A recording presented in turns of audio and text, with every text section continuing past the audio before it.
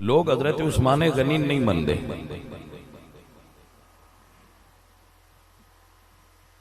تو جدو عثمان غنی نال انہاں لڑدیاں ویکھیا بندیاں بھئی لڑدے نے عثمان نال، تو انہاں آکھیا شرم کرو، رسول اللہ دیاں دو بیٹیاں انہاں دے گھر. تو پھر اے نہ آکھ سکدے پر رسول اللہ دیاں بیٹیاں انہاں دے گھر کوئی نہیں، وہ مڈھو پے گئے بیٹیاں ہی حضور دیاں کوئی نہیں.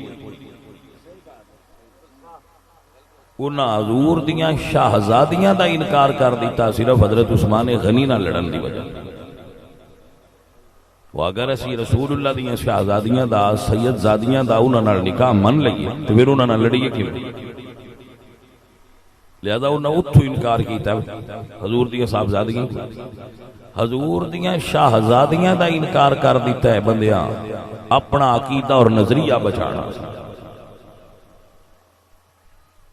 سید عبدالقادر جیلانی رحمت اللہ علیہ،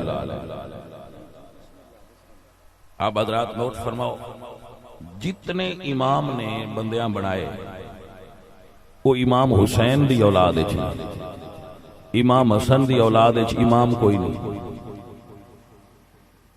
آپ نے اس چیز دا علم ہو سی نا، شاید توجہ نہ ہوئی ہوئے کہ امام حسن دی اولاد وچ ایک بھی امام نہیں. تو ایک ہی بھی ہو سکتا ہے کہ پتر رسول اللہ دے تے دوویں ہون. تے امام حسین دے گھر وچ امام پیدا ہون تے حسن دے بیڑے وچ ایک بھی نہیں پیدا ہویا. انہیں دی فرق سمجھ لینا تاکہ تواڈے ذہن وچ بات رہے. امام حسین دی جس مائی نال شادی ہوئی ہے وہ ایران دے. امام حسن دی شادی ابو بکر صدیق دی پوتری نال ہوئی.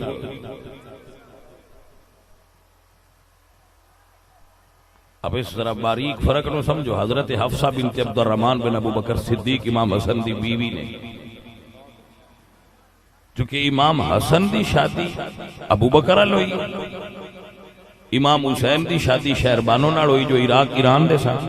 تو ایرانیاں سارے امام انہاں دی اولاد وچوں ہی بنائے. تو اسی سنی آساں تے اس طریقے دے نہیں نہ چلنا. اسی تے امام حسین تو لے کے حضرت امام حسن عسکری تک سب نو امام مننے ہیں امام حسین دی اولاد. اور امام حسن تو لے کے سید عبدالقادر جیلانی 11ویں والے شاہراں تک حسنی سیدن میں امام مننے.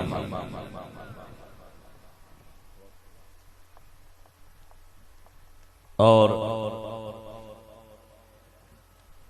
یہ بھی جناب دی خدمت میں عرض کر رہے ہیں بڑی باریک بات.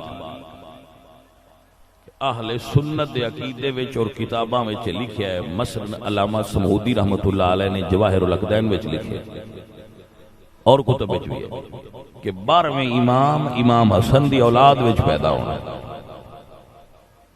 انہاں دا والد حسنی سید ہو سی غوث پاک دی اولاد، اور انہاں دی والدہ حسینی سید ہو سی.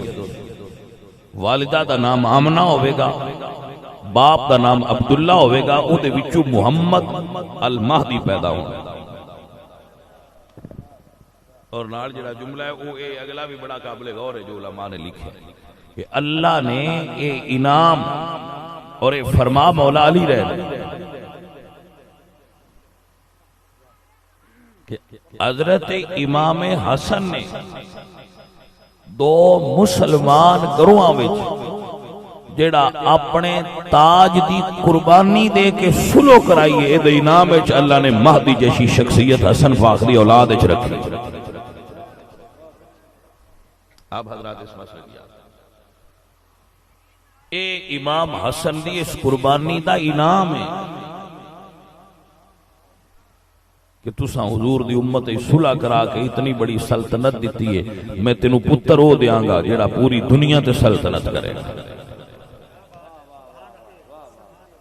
یہ رب دا انعام ہے. آپ تو ساڈے نزدیک حسنی اور حسینی سیداں وچ کوئی فرق نہیں. ساڈے نزدیک حسنی سید جڑے غوث پاک دی اولاد نے وہ بھی شان والے، جڑے حسینی سید نے وہ بھی شان والے. جناب آپ کو سمجھ آ گیا؟ تو ਇਹਦੇ ਵਿੱਚ ਕੋਈ فرق ਸਾਡੇ ਨਜ਼ਦੀਕ ਕੋ ਮਕਾਮ و مرتبے یا ਕਿਸੇ بلکہ ਸਾਡੇ علماء نے یہ باقاعدہ عقیدہ لکھیا ہے الیواقیت والجواہر فی بیان عقائد الاقابر دے اندر عقیدہ باقاعدہ لکھیا ہوا ہے کہ اہل سنت و جماعت امام حسن اور حسین وچ کوئی ایسی بات نہیں کرتے کہ فلاں افضل ہے اور فلاں نیچے، انہاں دی آل اولاد وچ بھی سنی کوئی فرق نہیں کرتا. یہ عقیدہ لکھیا ہے جواہر الاقدین الیواقیت والجواہر. اور یہ بات کو یاد رکھنا، یہ جنہ بزرگاں دی یہ کتاب ہے نا الیواقیت والجواہر، اے حضرت علی دے بیٹے محمد حنفیہ دی اولاد وچوں مصر دے عالم دین نے جنہاں نے کتاب.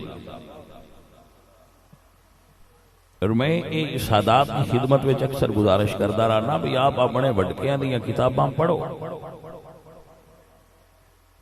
مثلا ایہی کتاب الیواقیت والجواہر بھی سادات دی لکھی ہوئی کتاب. غوث پاک سرکار نال بندے کیوں لڑ دے؟ میں جدوں غوث پاک سرکار دی بارگاہ وچ حاضری واسطے گیا تو میں پہنچیا تو اتھے کتاب میں ملی جڑی چھپی سی کہ بھئی زیارات کتھے کتھے نا زیارات دی کتاب. او دے وچ انہاں باقی سارے آئمہ دا تعارف لکھیا سی. ایک گوٹھ وچ انہاں شاہ جی انہاں دا بھی نام لکھیا سی غوث پاک دا. اور تھلے ایک جملہ مینوں چمٹ گیا ذہن وچ کہ اہل سنت در شان او غلو کثیر دانت. اہل سنت انہاں دی شان وچ بڑا ایویں غلو کردے نے، ایڈے بزرگ کوئی نہیں. غوث پاک یعنی بغض نہ اندر جو کسی ویلے بھی نکل آوندا. تو پاکستان دے جو ایسے لوگ نے وہ انہاں دی سیادت دا انکار کردے، وہ کو سید ہی نہیں غوث پاک.